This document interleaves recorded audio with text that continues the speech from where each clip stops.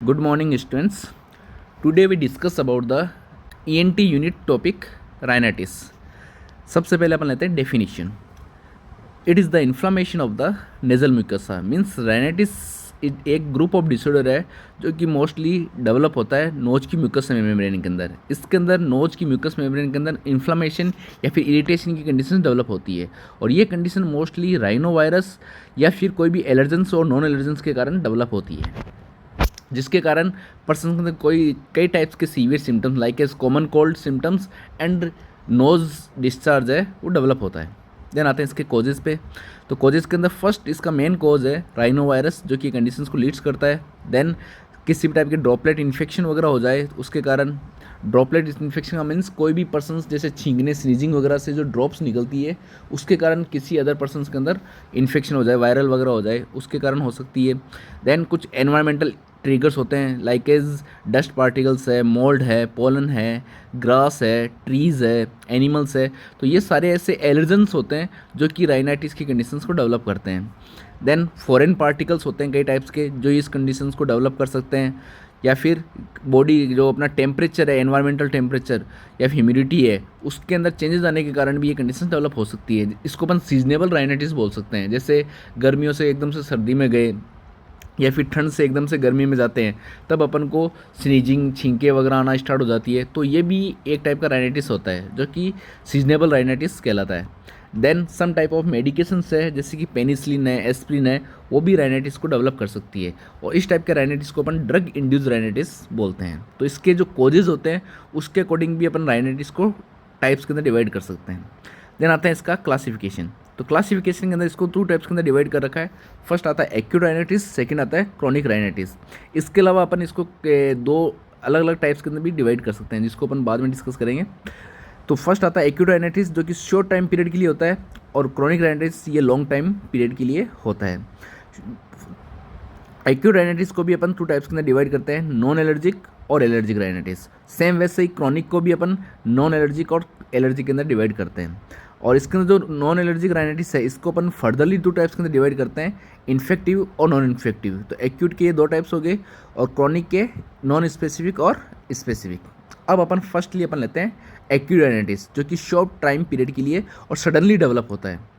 इसका first type लेते हैं अपन non allergic rhinitis. It is the inflammation of the inside of the nose that is caused by the allergens. Mean nose की mucous membrane के अंदर inflammation होता है जो कि किसी टाइप के एलर्जेंस और नॉन एलर्जेंस के कारण डेवलप होता है. तो इसके अंदर फर्स्ट टाइप आता है इन्फेक्टिव. इन्फेक्टिव का मीन्स किसी टाइप के इन्फेक्शन जैसे वायरल और बैक्टीरियल इन्फेक्शन उसके कारण यदि राइनाइटिस डेवलप होता है तो इसको अपन इन्फेक्टिव राइनाइटिस बोल सकते हैं. फिर आता है नॉन इन्फेक्टिव राइनाइटिस. ये किसी टाइप के केमिकल इरिटेंट्स के कारण डेवलप होता है जैसे कि कोई भी केमिकल्स रिएक्शंस वगैरह हो जाए उसके कारण ये कंडीशन डेवलप हो सकती है. फिर आती है एलर्जिक राइनाइटिस. एलर्जिक राइनाइटिस की कंडीशंस है जिसके अंदर नोज की म्यूकस मेम्ब्रेन का इन्फ्लामेशन एलर्जेंस के कारण डेवलप होता है और मोस्टली ये यंग चिल्ड्रन और एडोलसेंट्स यानी 6 से जो 18 साल की एज वाले पर्सन होते हैं उनके अंदर ये कंडीशन डेवलप होती है. जो एलर्जिक राइनाइटिस है उसके मेन कारण होते हैं कोई भी टाइप का पोलन्स है, डस्ट है, एनिमल्स हेयर हो सकते हैं, कोई डिओड्रेंट हो सकता है, स्प्रे वगैरह हो सकते हैं या कोई केमिकल्स हो सकते हैं जिसकी स्मेल वगैरह से ये राइनाइटिस हो सकता है. देन आते हैं second type chronic rhinitis. Chronic rhinitis को भी 2 टाइप्स के अंदर डिवाइड कर रखा है सेम एज नॉन एलर्जिक और एलर्जिक. और इसके अंदर जो नॉन एलर्जिक है इसके 2 फर्दर टाइप है, नॉन स्पेसिफिक और स्पेसिफिक. तो नॉन स्पेसिफिक के अंदर भी 3 टाइप्स आते हैं. क्रॉनिक कैटेरियल राइनाइटिस ये मोस्टली कॉमन कोल्ड के कारण डेवलप होता है. क्रॉनिक एटोट्रोपिक राइनाइटिस ये किसी भी इंजरी के कारण डेवलप होता है यानी नोज की म्यूकस मेम्ब्रेन के अंदर कोई भी फॉरेन पार्टिकल से इंजरी, रेडिएशन थेरेपी से नोज की म्यूकस मेम्ब्रेन इंजर हो जाए या फिर कोई भी टाइप के कोई इन्फेक्शन के कारण इंजर हो जाए यानी म्यूकस मेम्ब्रेन जब इंजर होती है तो उसके कारण जो राइनाइटिस डेवलप होता है उसको अपन क्रॉनिक एटोट्रोपिक राइनाइटिस बोल सकते हैं इंजरी के कारण.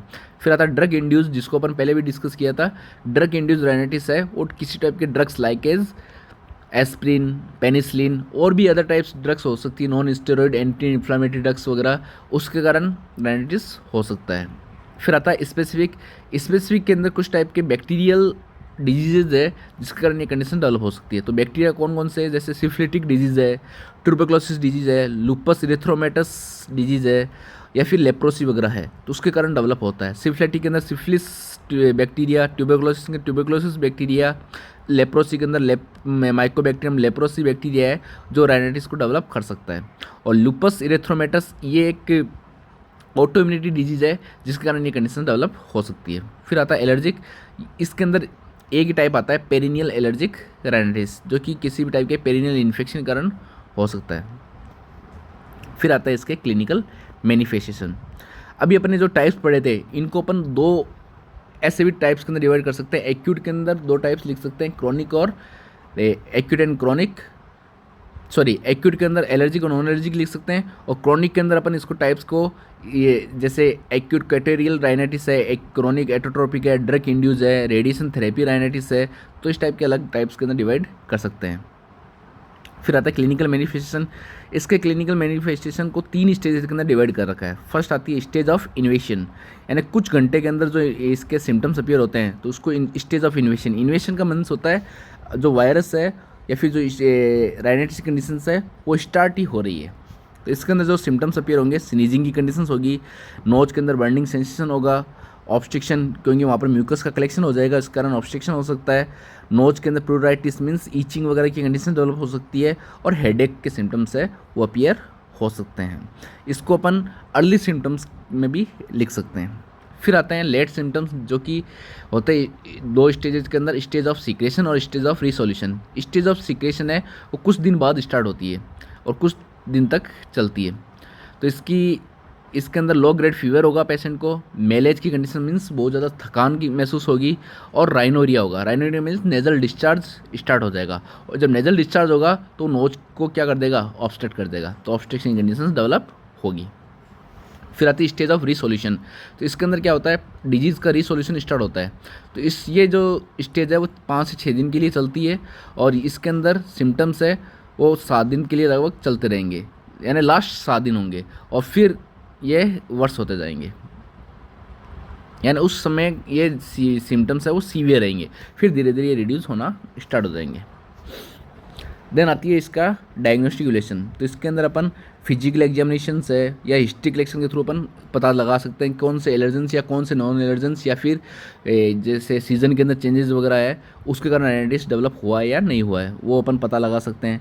नेजल साइटोलॉजी के अंदर नोज की सेल्स वगैरह लेंगे और पता लगाएंगे कि राइनाइटिस का मेन कारण क्या है। सीटी स्कैन और एमआरआई से अपन राइनाइटिस की कंडीशंस कहाँ पे डेवलप हुई है, कैसे डेवलप हुई है, उसके कारण कितनी स्वेलिंग और कहाँ पे इरिटेशन हो रही है उसके बारे में भी पता लगा सकते हैं, और कंजेशन कितना सीवियर है ये भी अपन देख सकते हैं। फिर आता है इसका ट्रीटमेंट। तो ट्रीटमेंट के अंदर अपन मोस्टली एंटीबायोटिक थेरेपी देंगे, क्योंकि इसके अंदर कई टाइप्स के अंदर बैक्टीरियल इन्फेक्शन है जो इस कंडीशन को लीड्स करते हैं। एंटीवायरल भी दे सकते हैं। देन नेजल डिकंजेशन अपन प्रोवाइड करेंगे, क्योंकि कंजेशन हो रखा है नर्व्स के अंदर, वाटर डिस्चार्ज हो रहा है, वहाँ पर कलेक्शन हो रहा है म्यूकस का, उसको रिलीव करवाने के लिए स्टिमुलेशन दे सकते हैं, वही नेजल कंजेशन को रिलीव करवाने के लिए। एंटी हिस्टामिन अपन देते हैं, इसका मेन यूज़ होता है पर्सन के अंदर कोई भी एलर्जेंस यदि अटैक करते हैं तो उससे रिलीव करवाने के लिए अपन एंटी हिस्टामाइन दे सकते हैं, जैसे कि सिट्रीजिन वगैरह आती है। देन नेजल स्प्रे वगैरह अपन पेशेंट को प्रोवाइड करते हैं, जो कि नोज़ को ओपन करने के लिए और कंजेशन को रिलीव कराने के लिए हेल्प करता है, मीन्स नोज को ये डायलेट करने के लिए यूज़ हो सकता है नेजल स्प्रे वगैरह, तो इसके लिए अपन ये यूज कर सकते हैं। तो ये इसका ट्रीटमेंट है। इसके अलावा इसका कोई भी सर्जिकल मैनेजमेंट नहीं है, और नर्सिंग मैनेजमेंट है वो अपन नोज की म्यूकस मेम्ब्रेन के अकॉर्डिंग इसका नर्सिंग मैनेजमेंट कर सकते हैं, कि जैसे पर्सन के अंदर कोई भी कंजेशन है इसको अपन रिलीव कराएंगे, स्टीम बाथ वगैरह पेशेंट को प्रोवाइड करेंगे।